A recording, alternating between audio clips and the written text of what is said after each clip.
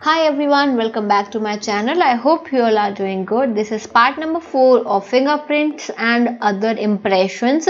1, 2 और 3 पार्ट हम already cover कर चुके हैं, जिसमें काफ़ी सारा जो टॉपिक है रिगार्डिंग फिंगरप्रिंट्स हमने कवर कर लिए हैं. आज के इस लेक्चर में हम बात करने वाले हैं primary and secondary classification of fingerprints, जो कि बहुत इंपॉर्टेंट टॉपिक है. तो इस वीडियो को पूरा देखिएगा और अभी तक आपने अगर चैनल को सब्सक्राइब नहीं करा है तो जल्दी से सब्सक्राइब कर लीजिए, वीडियो को शेयर कर दीजिए और नोटिफिकेशन बेल आइकन को प्रेस कर लीजिएगा. Okay, so when we talk about primary classification system of fingerprint, so this system was developed by sir Edward Richard Henry in 1986. Please remember this name because it is very important. और ये आपसे कभी भी पूछा जा सकता है कि प्राइमरी सिस्टम किसने जो है डिस्कवर करा था, डेवलप करा था. तो सर एडवर्ड रिचर्ड हेनरी इन 1896. ठीक है, और इसे हम 10 डिजिट क्लासिफिकेशन सिस्टम बोलते हैं. ठीक है, होता क्या है इसमें, एक तरीके का ऐसा आपके पास में क्या होगा, कार्ड होता है, 10 डिजिट फिंगरप्रिंट कार्ड होता है. उसमें हमें प्रिंट्स लेने होते हैं. ठीक है, उसमें हमें क्या करना होता है, प्रिंट्स लेने होते हैं. तो अगर पॉसिबल होगा तो मैं यहाँ इमेज लगा दूंगी. तो क्या होता है, इस तरीके के कॉलम्स बने होंगे. मैं यहाँ ड्रॉ करके बता दे रही हूँ. इस तरीके के यहाँ पर कॉलम्स बने हुए होते हैं. तो यहाँ पर लिखा होगा, मेंशन होगा फर्स्ट थंब. ठीक है, फिर सेकेंड बना होगा इंडेक्स फिंगर. इंडेक्स फिंगर के बाद में ऐसे करके पूरे 5 कॉलम्स होते हैं. ऐसे ही नीचे होंगे 1 2 3 4 5, ऐसे 5 कॉलम नीचे होंगे. पांचों, ये एक हैंड के लिए, ये राइट हैंड के लिए होगा, ये लेफ्ट हैंड के लिए होगा. फिर उसके बाद में यहाँ पर आपको इंफॉर्मेशन देनी होती है कि इम्प्रेशन किसका है. इम्प्रेशन बाय, यहाँ पर सिग्नेचर होगा और यहाँ पर डेट भी मेंशन होती है. ठीक है, डेट भी मेंशन करनी पड़ती है. और फिर नीचे आपको लेफ्ट हैंड का, यहाँ पे लेफ्ट हैंड के फिंगर्स का पूरा फुल इम्प्रेशन देना होता है. फिर थम्स का, लेफ्ट थंब राइट थंब, यहाँ थम्स का इम्प्रेशन देते हैं हम. और फिर इसके बाद में आपको यहाँ राइट हैंड का इम्प्रेशन देना होता है. ये ऐसा करके पूरा कार्ड होता है. Is that clear? तो यहाँ पे अब हम करते क्या हैं, देखो बहुत इंपॉर्टेंट है. ये आपकी पूरी फिंगर्स हैं, दोनों हैंड्स हैं. ठीक है, डॉर्सल साइड, ये पामर साइज. आप अपना खुद हाथ पे जो है ये चीज करके देखना. ये याद करने का बहुत सिंपल तरीका है. हमने इस तरीके से अपने हाथ रखे और अब हम इन पे मार्किंग करेंगे. ठीक है, अब हम इन पे क्या करेंगे, यहाँ पर मार्किंग करने वाले हैं. मार्किंग कैसे करेंगे, ध्यान देना. मैं इसको यहाँ मार्क कर देती हूँ. ठीक है, एक एक फिंगर को यहाँ पे हम 1 2 3 4 5. ठीक है, ऐसे ही दूसरे हाथ पर करेंगे. 5 के बाद में क्या आएगा, 6 7 8 9 और 10. ये 10 हमने यहाँ पर मार्क कर लिया. अब हमने इनके पेयर्स बना लिए. Pair 1, pair 2, pair 3, pair 4, pair 5. ठीक है, पेयर 5. अब क्या होता है, हम इनको नंबर्स देते हैं. ये हमने नहीं नंबर दिए हैं, बेसिकली जिन्होंने डेवलप करा है एडवर्ड हेनरी, उन्होंने दिए हैं. तो नंबरिंग कैसे करेंगे हम, 16 फर्स्ट पेयर में 16 16, फिर आधा कर दो 8 8, फिर 4 4, फिर 2 2 और फिर 1 1. लास्ट पेयर को, पेयर नंबर 5 को लीस्ट नंबर मिला है 1. ठीक है, 16 8 4 2 1, 16 8 4 2 1. याद कर लेना बिल्कुल, 16 8 4 2 1. ये हमारा पूरा क्या है, पेयरिंग है. क्लियर होगी बात. अब इसके बाद में हम क्या करेंगे, अब हमें यहाँ पे, अब मैं बहुत अच्छी चीज बता रही हूँ बिल्कुल याद रखने के लिए, जो आपको दिमाग में याद रहेगी. हम क्या करते हैं, यहाँ पे फॉर्मूला निकालते हैं. ठीक है, ओके. तो अब हमने आपको यहाँ पे बता दिया कि हमें यहाँ से 1 2 3 4 5 6 7 8 9 10 तक क्या नंबरिंग देनी है. इन सबको हम एक न्यूमेरिकल वैल्यू असाइन कर देना है.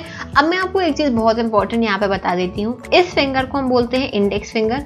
बहुत से लोगों को पता होगा, लेकिन कुछ लोग होंगे जिन्हें अभी भी कंफ्यूजन होगा. तो जस्ट क्लियर करने के लिए, दिस इज इंडेक्स फिंगर. इसे हम बोलते हैं middle finger. This is ring finger and this is little finger, और इसको थंब बोलते हैं. Same goes for this, thumb, index finger, middle finger, ring finger and little finger. Clear होगी बात. अब यहाँ पे हम फॉर्मूला निकालते हैं, बहुत ध्यान से सुनना. सबसे पहले हमने किस फिंगर की बात करी, वैल्यूज भी मैं लिख दे रही हूँ एक बार, जिससे आपको क्लियर रहे. 1 2 3 4 5 6 7 8 9 एंड 10. अब एक बहुत इंपॉर्टेंट चीज मैं यहाँ पे बता दूं कि न्यूमरेटर में, यानी कि हम न्यूमरेटर अपॉन डिनोमिनेटर लिखते हैं, ठीक है। तो हम जो न्यूमरेटर में लेंगे वो सारी की सारी हमारे क्या होंगी, इवन वैल्यूज होंगे। इवन मतलब 2, 4, 6, 8 और 10। तो मैं यहाँ लिख देती हूँ, ठीक है, 2, 4, 6, 8 एंड 10। और इसके अपॉन में डिनोमिनेटर में हमें यहाँ पे क्या लेनी है, इवन, इसके नीचे लेनी है ऑड। तो अब क्या क्या बचा, 1, 3, 5, 7 एंड 9। समझ में आ गया। अब ये देखो, अब इसका फॉर्मूला कैसे बनेगा। 2 पे क्या है, राइट इंडेक्स अपॉन नीचे 1 क्या है, राइट थंब, प्लस 4 पर क्या है, राइट रिंग, अपॉन 3 पर राइट मिडल, प्लस इसके बाद में 6/5, 6 पर क्या है, लेफ्ट थंब, तो LT। उसके नीचे क्या है, 6/5, 5 क्या है आपका, लिटिल, कौन सा लिटिल, राइट लिटिल, प्लस 8/7, 8 क्या है, ये लेफ्ट मिडिल, तो लेफ्ट मिडिल, अपॉन में क्या आएगा, 7, 7 क्या है, लेफ्ट इंडेक्स, तो LI, ठीक है।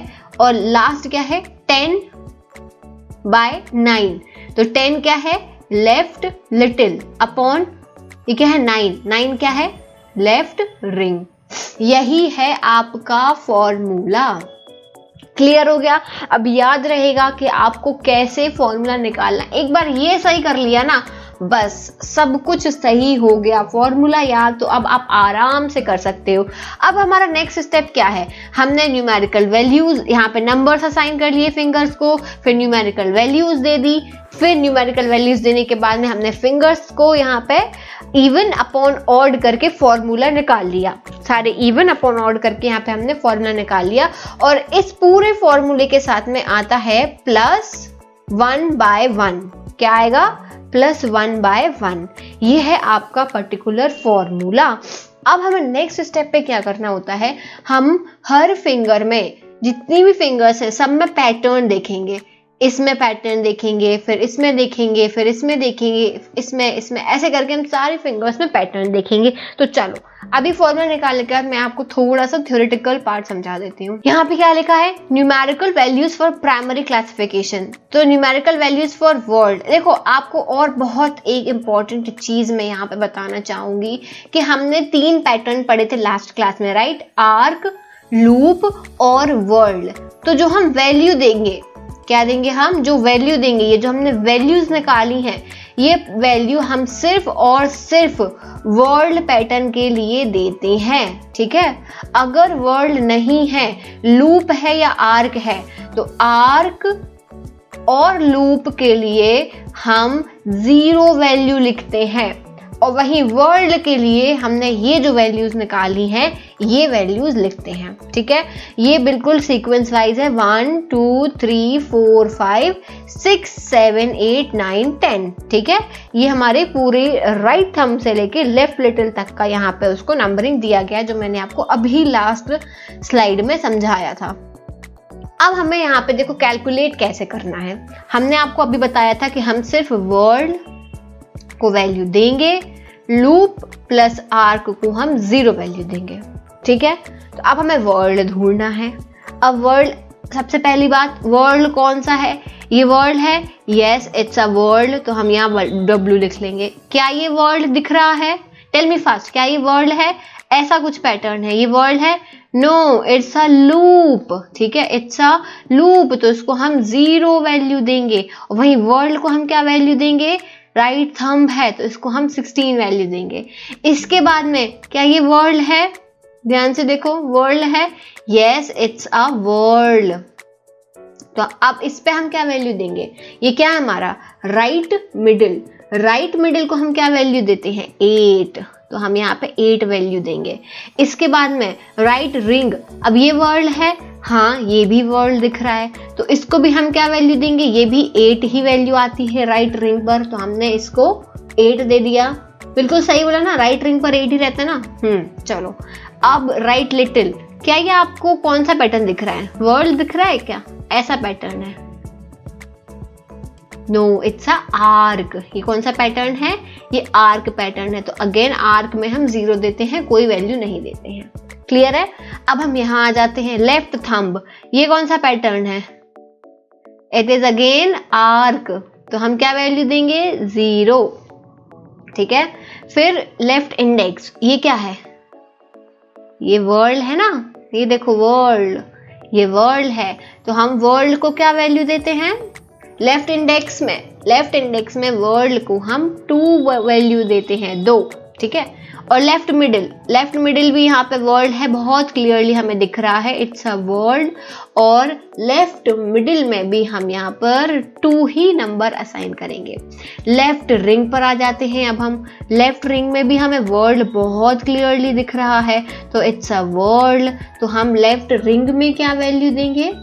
लेफ्ट रिंग में हम 1 वैल्यू देते हैं। और यहाँ पे लेफ्ट लिटिल देखो, ये आर्क है, ये हमें क्लियरली आर्क पैटर्न दिख रहा है, तो आर्क में हम 0 वैल्यू देते हैं। अब आप इसको सॉल्व कर सकते हो कि नहीं?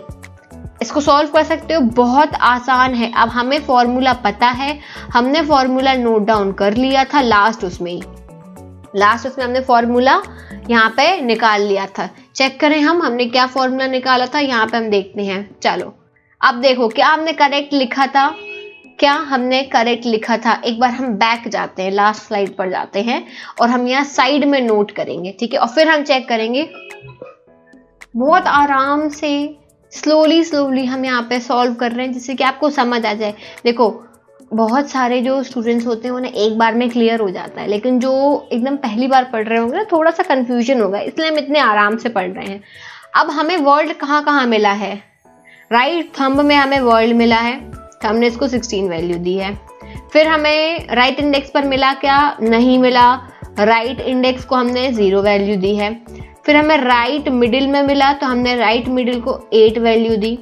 फिर इसके बाद में राइट लिटिल में हमें आर्क मिला, तो हमने इसको 0 वैल्यू दी। फिर हमें लेफ्ट थंब में भी आर्क मिला, तो 0 वैल्यू दी। फिर हमें लेफ्ट इंडेक्स में क्या मिला? वर्ड मिला, तो हमने उसको 2 वैल्यू दी। फिर हमने लेफ्ट मिडिल में 2 वैल्यू दी, लेफ्ट रिंग में 1 वैल्यू दी, और लेफ्ट लिटिल में आर्क था तो 0 वैल्यू दी। ठीक है। अब हम इन सबको हटा देते हैं। ठीक है, ये सब हम हटा देते हैं और हम सिर्फ और सिर्फ अब कॉन्सेंट्रेट करेंगे ये साइड वैल्यूज पे। Is that clear? यहाँ तक किसी को कोई भी डाउट हो तो आप लोग कमेंट सेक्शन में पूछ सकते हो बहुत अच्छे से। ये अगर एक बार समझ आ गया ना, तो सेकेंडरी क्लासिफिकेशन तो चुटकियों का खेल है, बहुत आराम से समझ में आएगा, 2 मिनट भी नहीं लगेंगे सेकेंडरी क्लासिफिकेशन समझने में। चलो अब हम आगे बढ़ते हैं। ये हम आ गए। अब हम चेक करेंगे कि क्या हमने सारे वर्ड्स करेक्ट निकाले हैं। लेफ्ट थंब करेक्ट है हमारा, लेफ्ट मिडिल बिल्कुल करेक्ट है हमारा। क्या हमने एक यहाँ पे मेंशन करना भूल गए हैं?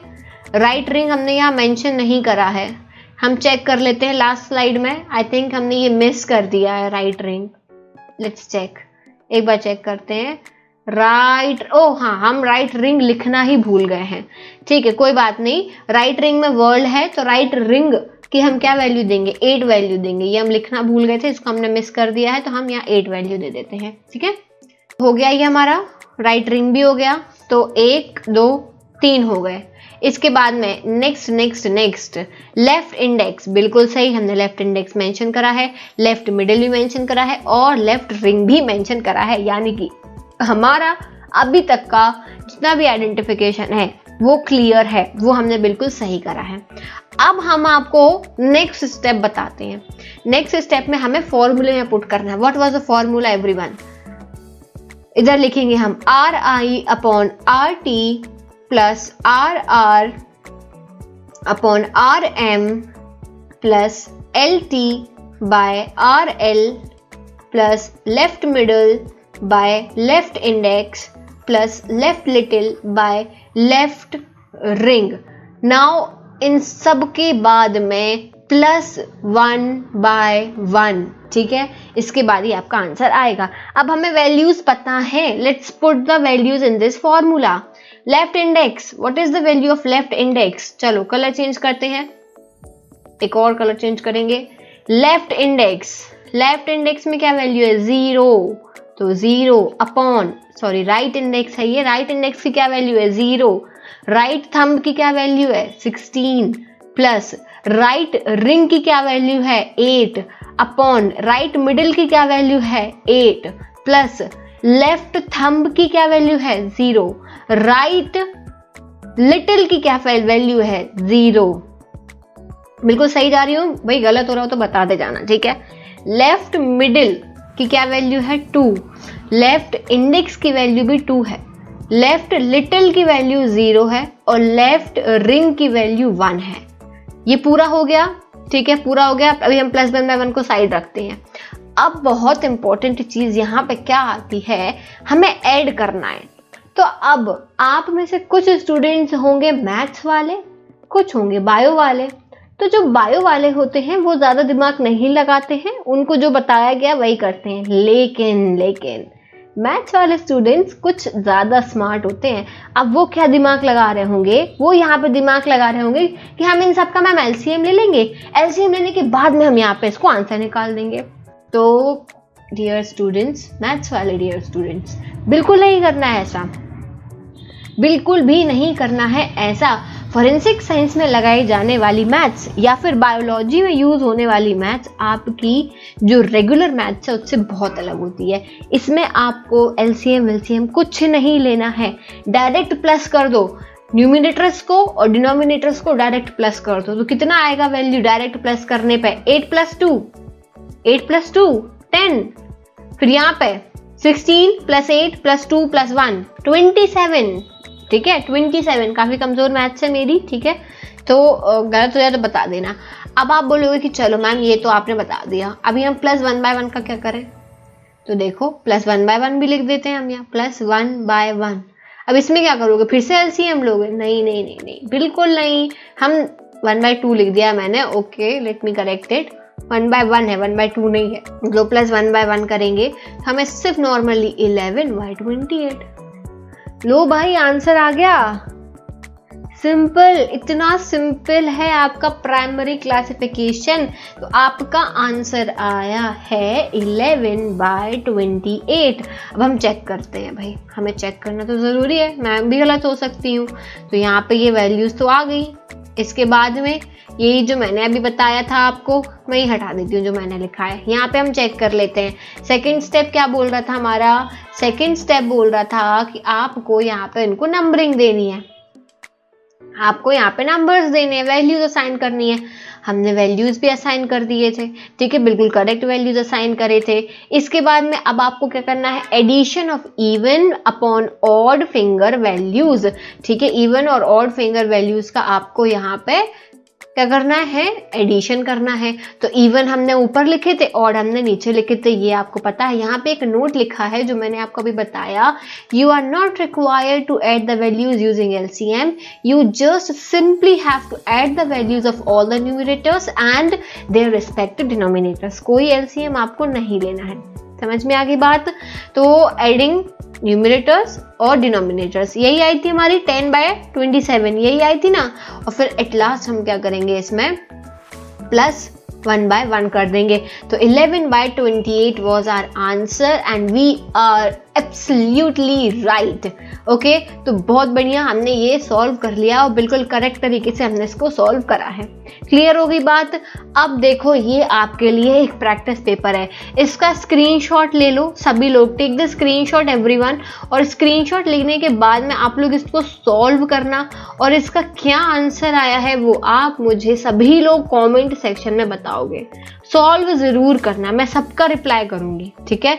जितने भी स्टूडेंट्स इस पर्टिकुलर लेक्चर के बाद कमेंट सेक्शन में कमेंट करने वाले हैं, ठीक है, रिलेटेड टू दिस ओनली, ऐसा नहीं कुछ भी कमेंट कर दो, ठीक है, रिलेटेड टू दिस इस पर्टिकुलर लेक्चर से रिलेटेड कुछ भी, तो मैं उसके कमेंट्स के आंसर दूंगी। Is that clear. स्क्रीनशॉट ले लो और इसको आप अपने सॉल्व करके देखना। अब हम यहाँ पे बात करते हैं सेकेंडरी क्लासिफिकेशन सिस्टम की। अब सेकेंडरी क्लासिफिकेशन सिस्टम ना, ये बहुत सिंपल सा सिस्टम है और ये किसने दिया था ये बहुत इंपॉर्टेंट है। It was given by, this system was initiated by sir Francis Galton in 1886 and primary system was given by sir Richard Edward Henry, ठीक है, सर रिचर्ड एडवर्ड हेनरी ने प्राइमरी सिस्टम ऑफ क्लासिफिकेशन दिया था इन year 1896। अब यहाँ पे difference क्या समझ में आया कि सेकेंडरी सिस्टम पहले आया था, प्राइमरी सिस्टम बाद में रिलीज हुआ है। प्राइमरी सिस्टम को ही हम 10 डिजिट सिस्टम बोलते हैं, ठीक है।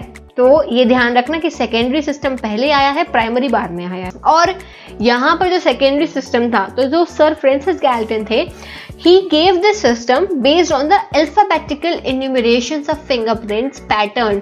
इनका जो क्लासिफिकेशन था ये पूरा फिंगरप्रिंट पैटर्न्स पर बेस्ड था। इन्होंने क्या करा, इन्होंने बेसिकली अल्फाबेट्स जो थे वो असाइन कर दिए हर पैटर्न। क्या अल्फाबेट्स असाइन करे, देखो इन्होंने यहाँ पे कुछ अल्फाबेट्स ऐसे, और फिर उन्होंने क्या बोला, अल्फाबेट असाइन करने के बाद इन्होंने बोला कि आपको बाकी फिंगर्स से मतलब ही नहीं है, आपको किसी फिंगर से मतलब नहीं है, आपको सिर्फ और सिर्फ राइट इंडेक्स और लेफ्ट इंडेक्स दो पर ध्यान देना है और आपका फॉर्मूला आ जाएगा right index upon left index. और फिर इसका जो भी पैटर्न है, मान लो वर्ड है अपॉन आर्क है, तो ये आपका आंसर हो गया। बस सिंपल इतना सा।